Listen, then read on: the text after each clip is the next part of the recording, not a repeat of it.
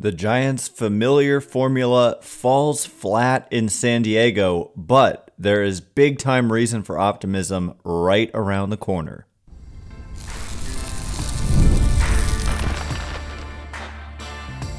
You are Locked On Giants, your daily San Francisco Giants podcast. Part of the Locked On Podcast Network, your team every day.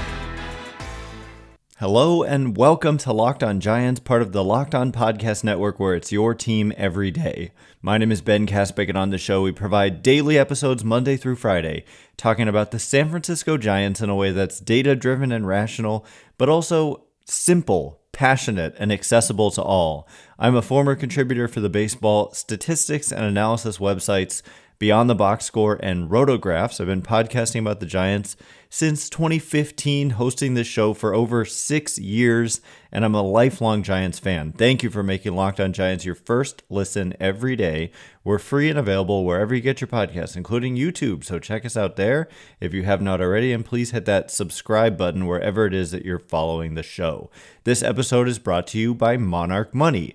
Take control of your finances with Monarch Money. Use code LOCKEDONMLB at monarchmoney.com for 50% off your first year. And coming up on today's show, the Giants' familiar formula fell flat in San Diego. These were a couple of games that looked similar to a lot of games the Giants have played and won in 2025. And yet they lose them both in a similar fashion. And what I mean by that is that the starting pitching was not great, even though you had Logan, Webb going in game one. You had Landen, Roupp going in game two. So Webb ends up giving up 5 runs in 5 innings, 9 hits allowed. We will touch on the fact that a lot of those balls were not hit hard, and the Padres just kind of had a series of good fortune where just everything was falling. They ended up with 11 hits. I mean, 9 hits off of Webb is doing something. And then it kind of continued today, 10 hits for the Padres versus just 5 for the Giants, whereas the Giants had 7 in the first game. But, falling behind early, it's something that we've seen. Padres were ahead 3-0 today, and the Giants ended up making a game out of it. They ended up making it 5-3. They had the tying run up there in the 9th inning with a couple of opportunities to tie the game, and then they were behind 5-1 in the first game, and they ended up making it 5-4, and ultimately lost 7-4. But still, they came back. So they fell behind by significant margins, and they came back and made it close. And, whether it was a 1-run game or a 2-run game, they fell behind by significantly more than that. But what they ran into was the best bullpen in the major leagues. And you saw why. I mean, these guys, every single guy coming out of the Padres bullpen, Mike Krukow said it. I didn't know this, and I'll confirm, but he said that every single guy coming out of the Padres bullpen has an ERA under 2. And I believe it, and I'm going to verify it right now. And it's not entirely true. I mean, maybe the current active roster, but there are, Yuki Matsui 2.92 and Omar Cruz, never heard of him even, 3 2/3 innings, ERA of 4.91. But those guys, these are 10 names here, and so some of these guys are not on the roster. And so, yeah, I mean, you've got Robert Suarez entering this game with a 0.69, I should say, ERA. He's closing games, closed out the last 2. Filthy stuff. I mean, he ended today's game with a 92-mile-an-hour changeup after a couple of 99-mile-an-hour fastballs. So and it was dotted, too, on the outside corner at the knees. And then Jason Adams setting up games with a 0.56. Adrian Morejon with a 1.84 entering today. Jeremiah Estrada, 1.88. And those were the guys that we saw. And we saw the same cast of characters. I think it was Estrada, Morejon, Adam, and Suarez in both games, if I'm not mistaken. Estrada, Morejon, Adam, Suarez. and today Estrada, Morejon, Adam, and Suarez. So we saw the same guys, and Giants, to their credit, they got a run off of Jeremiah Estrada. They got a run off of Jason Adam today, and they got a run off of Jeremiah Estrada yesterday. And so they did put up some runs against the Padres bullpen, which is more than most teams can seemingly say this year. And they also faced two starting pitchers who were really, really good. And Nick Pivetta, even after the Giants got him for 3 runs and 5 1/3, his ERA raised to 1.78. And then Michael King, 5 2/3, 1 run, ERA on the season, 2.09. And so, yeah, you just ran into a buzzsaw when it came to Padres pitching. But at the same time, I was encouraged by what the offense was able to do in terms of it. Like, they still were kind of following their formula. It just didn't work in these 2 games. And you're on the road. You're facing a good team. It's just 2 games. And you say, oh, they got swept, headlines, right? But it's a 2-game series, and Logan Webb, uncharacteristic night, giving up 5 runs on 9 hits. A lot of lucky hits in there. If you look at the exit velocities, I mean, just a lot of soft contact that went for hits. And I'm not making excuses. That's just the reality of how it went. And it happens. The Giants will have games like this where they win in that fashion. But ultimately, it's tough to win when you allow 7 runs in a game, which they did in the first one, and 5 in the second. So 12 runs total in 2 games, 6 runs a game. Yeah, you're going to have a hard time winning. Giants put up only 7 runs, so 3.5 per game. That's not going to usually get it done. But on the flip side, like this, I saw Bob Melvin interviewed, it was, I believe, Alex Pavlovich who asked him the question before the game in the dugout about the Rockies coming into town. And it was before the Giants lost today, so they could have split this series. But even so, Pavlovich asked the question, like, you're seeing, this was the first series this is the first time the Giants have played a team in the division all year, which is kind of crazy. End of April, like 30 games in before they faced an NL West team. And I wouldn't read too much into, okay, they lost both of their games against, the Padres. Again, it was a road game. They were road games, etc. But the question Pavlovich asked was about the Rockies, and that some of these other teams like the Padres, I think he mentioned, and the Dodgers have like swept the Rockies. And does it put extra pressure on you to do well against the Rockies when you face them? Because you're going to face all these teams in your division that are good, the Dodgers, the Padres, the D-backs, and the Rockies have the worst record in the league. And so, of course, Bob Melvin didn't say, yeah, we put extra pressure on ourselves to beat up on the worst team in baseball. Of course, he can't say that, but my goodness, the Rockies have been outscored by 77 runs on the season already, and they are coming into town. And I think that there is, like, this crossed my mind, there is added pressure to do well in this 4-game series you have at home against the 5-25 Rockies.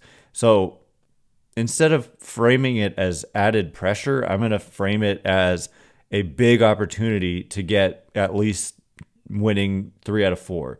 If you do anything worse than winning 3 out of 4, it would be a disappointment. And then you're going to face 3, well, the Twins are mixed in there, but the Cubs have been really good, and that's the next team.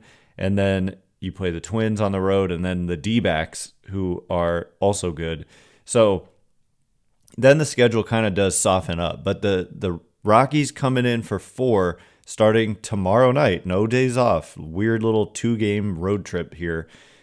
It's, like I said, reason for optimism is that you get a home series against the worst team in baseball, and you've got to take advantage. So coming up in just a minute, Landen Roupp falling on hard times. Hayden Birdong has been great, and we're trying to find a way to get him into the rotation. Should he replace Roupp in the starting rotation? We'll discuss in just a minute. And before we do,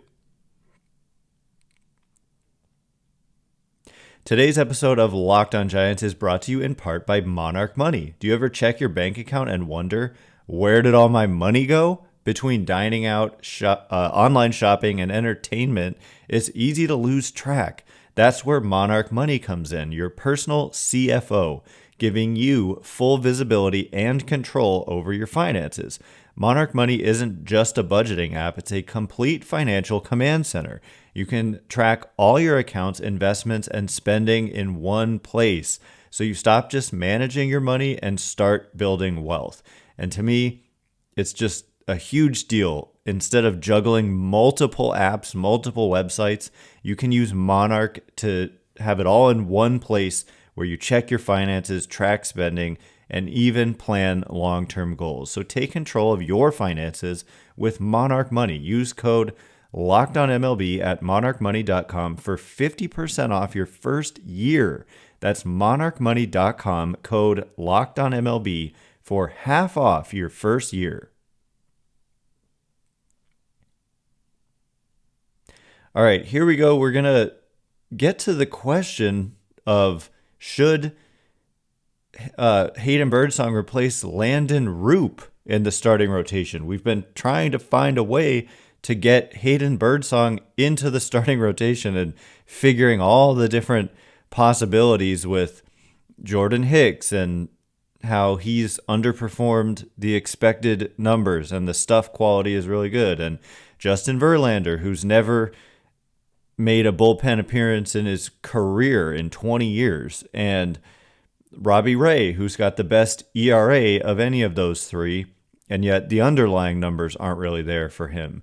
So the answer may have, as is often the case with these things, the answer kind of falls into your lap at some point, whether it's an injury or whatever. But for me, I would like to see Landen Roupp continue to get opportunities, but these last two starts have not been pretty. And in particular, he's just really not had command, which is kind of essential for him. Like when he doesn't have command, then it looks totally different than when he does. Whereas with Birdsong, I think he can kind of get away with not having great command because one of the bigger factors is just simply velocity. Like he throws much harder than Landen Roupp, but Landen Roupp now has a 5.10 ERA after this outing today, 4 1/3 innings, 4 earned runs, 3 walks, 7 hits. But, walks aren't the only indicator of command, of course. He just was falling behind consistently, clearly frustrated out there on the mound, like frustrated with himself, I think, because it's 2 starts in a row where he's just not had it. He's just not been sharp.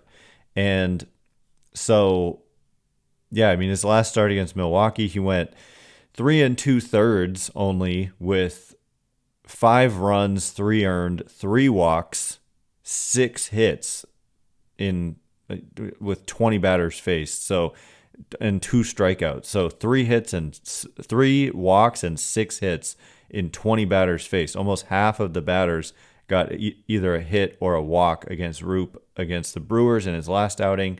And today faced 22 hitters and gave up 7 hits and 3 walks. So that's 10 out of 22 hitters got either a hit or a walk. So that's frustrating. You can tell why he's frustrated out there on the mound.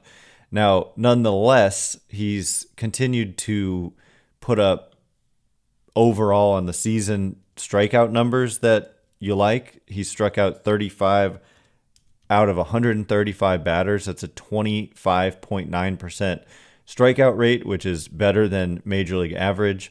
The walk rate, he's walked 14 out of 135 batters, which is a 10.4% walk rate. So that's just a little worse than the Major League average, which is about 9%. So it's really come down to a home run rate that is a little higher than you'd like at 1.2 home runs per 9, and batting average on balls in play, which is almost 400. It's at 378. So that's really the number that jumps off the page. A lot of people turn to that and just say luck, luck, luck, luck, luck. But it's not always about luck. It is about sustainability. Like, if he just continues to go out there, I can almost guarantee you that if he pitches another 100 innings this season, that batting average on balls in play number will probably fall by at least 50 points. Like, it's just kind of one of those things where we just know, unless you're truly terrible, you're not going to be allowing balls on play to be hits 38% of the time. It's going to be closer to 30% of the time. And so the peripheral numbers, the fielding independent pitching is just 388. I don't know, because we're recording on the day of the game, what the expected ERA is, and that's based on things like how hard the ball was hit. And so, for Logan Webb, it's worth looking at, and I actually will pull that up just to reference it, because so many of the balls that were hit in the first game against him were just not hit well, but yet they went for hits anyway. So that factors into like expected ERA. It's based on strikeout rate, walk rate, and quality of contact against you. But for Roupp, coming into the day, he had a 3.23 expected ERA versus a 4.56 ERA. So like 1.32 runs worse was his actual ERA than his expected ERA. And now the actual ERA is 5.10, and we'll see what the expected ERA is when we look at it tomorrow. But for Webb, just to reference, it kind of normalized. That's the funny thing, is that he was massively under or overperforming his expected ERA, but now those numbers are almost identical. And that's usually what happens given enough time. The actual ERA is 2.83. He went into the game, it was like 1.88, I think. And now the expected ERA is 2.90. And so it normalized. Like, he was getting like fortunate early on, and now he got unfortunate, but overall it kind of normalized to where now those numbers are almost identical. And that's just what happens over a large enough sample. So both numbers indicating an ERA around 2.8, 2.9. So not worried about Logan Webb after this one. But the question is about Birdsong, and is the opening there for him to jump in for Landen Roupp, who's struggled? Well, again, I'm going to want to see what that expected ERA is for Roupp after this outing. It takes a day for it to update, so I'll have to see it tomorrow. But so I'm probably not quite ready to make that change. But if Roupp continues to struggle, it becomes kind of an easy answer where you could just flip-flop them. Or, Roupp could be sent down and someone else could be called up, but probably they wouldn't do that because of the way they haven't made a move except when they've had to, with Casey Schmidt going on the IL. That is the only roster move that they've made, and then adding David VR to take his place. But I don't know. I mean, Hayden Birdsong, you look at the numbers, and the main difference is that his ERA is 1.13, but the peripheral numbers are not that dissimilar to what Landen Roupp came into his game with today. And so there's a possibility that the same kind of thing could happen to Hayden Birdsong, where he goes out there and gets some bad luck. But the changeup quality is just ridiculous, and everything he's throwing is kind of above average, maybe with the exception of the slider. But his command has been below average, but so has Landen Roupp's. And so, actually, no, Landen Roupp's command on the season coming into today has graded as above average. So, I don't know. It's just worth pointing out that we've been talking about how to get Birdsong in and into the rotation, and that there may be an opening if Landen Roupp struggles like he has these last two times out. He would figure to be the starter in game 1 against the Cubs on the road. And so, I don't know, maybe you're not comfortable with that. I think that he probably gets at least one more start, but it also is a workload thing. Like, one of the things I'm thinking of is that, Roupp could take down a lot of starts early on, and then you give him a breather, whereas you're giving Birdsong that breather now. And then Birdsong could go into the rotation later in the year and Roupp come out of it, and that way you're kind of conserving both of their young arms and not just expecting Landen Roupp to go out there and make 32 starts and throw close to 200 innings. Like, that's just not really realistic. We did look, I think it was just yesterday or the day before, at Hayden Birdsong's workload over the years. Well, we can do the same with Roupp. In 2022, he threw 107 and a third innings. In 2023, he, I think, was injured because he threw just 31 innings. In 2024, he threw 26 innings in the minors and 50 innings in the majors. So that's just 76 and 2/3 innings that he threw in 2024. And so there's just no way that they expect a full season of work. Like, that could very well be why Roupp was put into the rotation initially. I don't know. I mean, you could make the case to do it in reverse where you have him come on later. But after throwing only 76 innings last year and 107 the year before that, they're not going to push him far beyond 100, I wouldn't think. So maybe, 125 or something like that, but I don't know. I don't think that you necessarily should expect a full season, even if he was pitching well, out of the rotation from Landen Roupp. So that's just something to consider. Now, coming up in just a minute, these three players have really struggled. One of them got off to a good start. The other two just did not at all. Adames and Wade did not. But lately, all three have been struggling. Adames, Elliot Ramos, and Lamont Wade Jr. Are they starting to show signs of life? That would be so huge for this team coming in to try to take advantage of the Rockies. We'll get into those three players in just a minute. And before we do, today's episode of Locked on Giants is brought to you in part by Wonderful Pistachios. Are you looking for a snack that's both delicious and nutritious? Crack into a good source of protein with Wonderful Pistachios. Wonderful Pistachios is one of the highest protein nuts. Each 1 ounce serving has 6 grams of protein, giving you over 10% of your daily value. Plus, they're packed with fiber and better for you unsaturated fats to help keep you feeling fuller longer. Personally, I love the no shells variety. It's the perfect grab and go snack for busy days, whether I'm snacking at my desk. Hello, there they are on my desk. On a road trip or just need a quick protein boost, they're always my go-to. And if you love cracking open every shell for that satisfying crunch, the in-shell options are a classic favorite. So get snacking and get cracking with the snack that packs a protein punch. Visit wonderfulpistachios.com to learn more.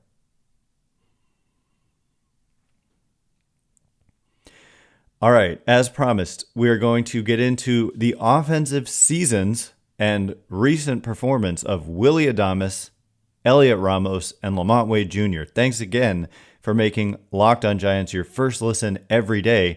Everydayers tomorrow, since today we're talking about the two most recent games and they won't have played by the time we record tomorrow, we're going to dip back into our batch of mailbag questions. So the everydayers, you will get more questions answered on tomorrow's Locked on Giants, and I really look forward to that. We got 67 questions when we did our last mailbag, and we still have a lot to get to. So that's coming up for you tomorrow. Now, focusing on, first of all, Willy Adames. What a start to his Giants tenure it's been. Like, very slow offensive start, starting to come out of it, but at the same time, we've seen struggles on defense and we've seen struggles on the bases. So combine that with the fact that he's struggled at the plate and he's just basically struggled in every element of his game. So it, on the field, like pure statistics and like fielding and base running and all that, it's not been pretty for Willy Adames. But in the dugout and what he's meant in the clubhouse, I think it's off the charts good. But you'd love to see him get it going. So he really has, though, started to get it going at the plate.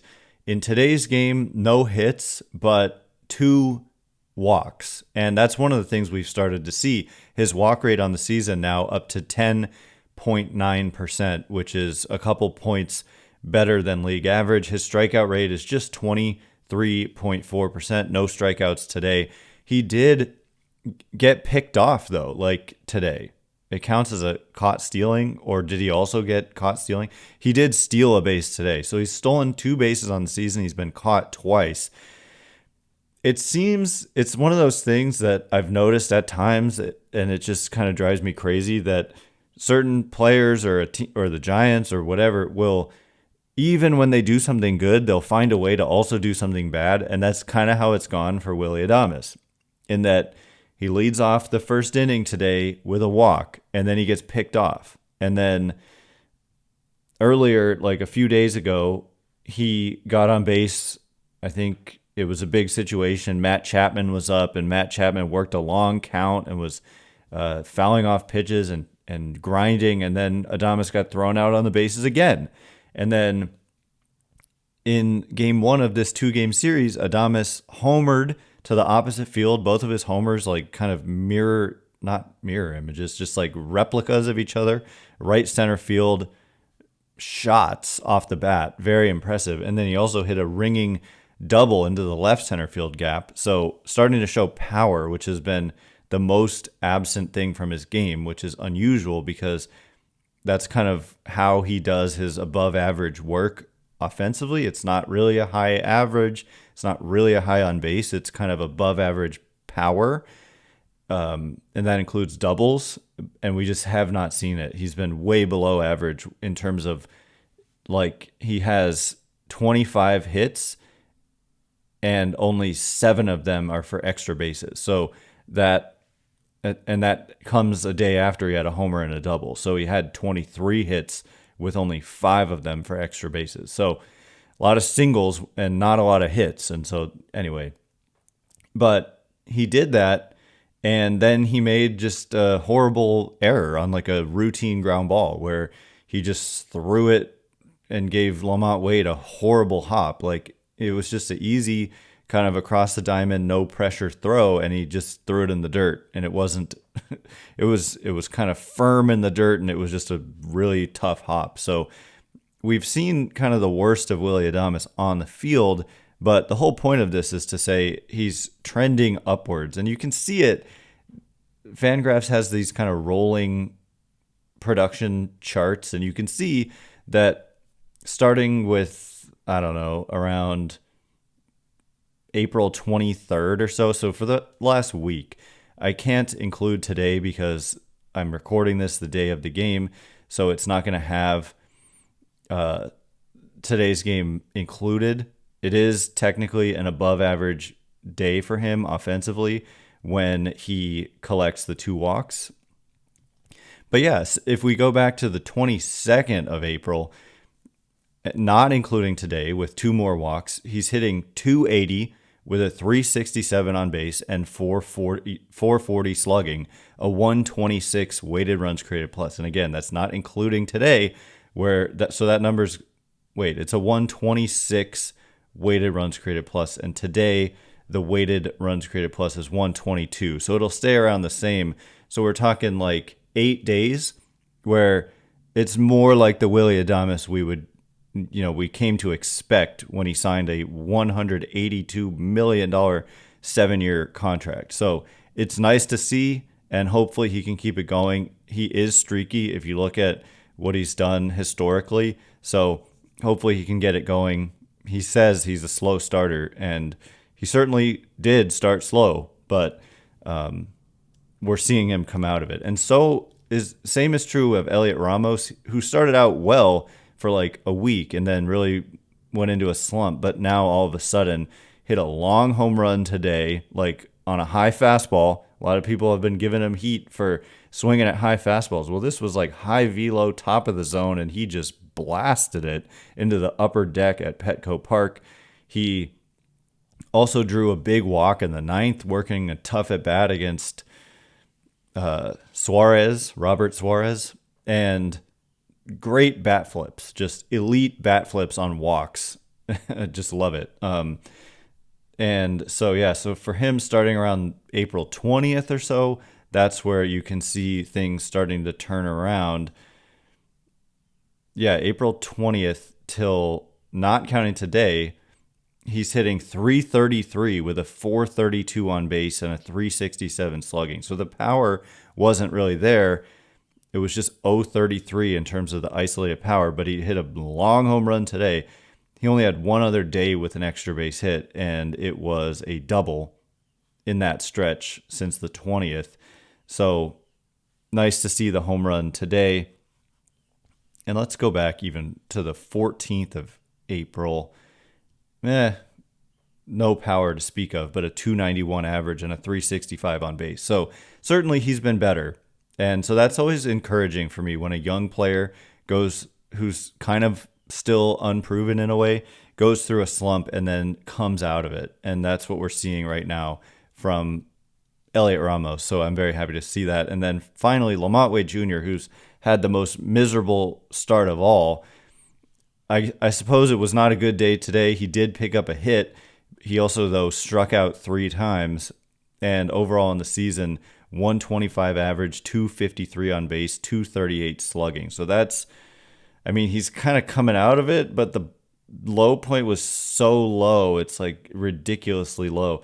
But if we go back, again, about a week, not counting today, again, just because I can't include it, because it's not in the system yet. But if we go back to April 21st, he's still been struggling. But I don't know, he's hitting the ball hard at times. And he had a good game in the first game of the series where he hit a double and he drew a walk. He didn't strike out. And actually he did. So I don't know, maybe I'm just like, he's hitting the ball hard sometimes, but it's definitely been an issue. He drove in 2 runs, he got a hit, and he got a walk. That was what he did in the first game of the series. And for him, that's like a win of a day, basically just getting a hit at all. So, we need to see something out of Wade because they don't really have an alternative, although Gerard Encarnacion, when he finally gets healthy, and he's not, I don't think, too far off at this point from maybe being able to start baseball activities and then start a rehab assignment or whatever, then Wade would be in some danger of losing playing time for sure, because it's been a big struggle. But so really, it turns out it's really Adames and Ramos, I think, who are coming out of it, and that's nice to see. Anyway, that is all the time we have for today. Thanks again for making Locked On Giants your first listen today. For your second listen, check out the all-new Locked On MLB Game Night. Every game, every night, all season long. Get local analysis on a national scale. Find MLB Game Night on Locked On MLB on YouTube or wherever you listen to podcasts. Once again, my name's Ben Kaspick. Check me out on Twitter or X at Ben Kaspick, Kaspick. If you like this show, please consider rating it or leaving a review. It helps me out so much, so thank you in advance, and thanks to everyone who's done so already. Can't wait to be with you again tomorrow. Thanks again for listening today. You are now Locked On Giants.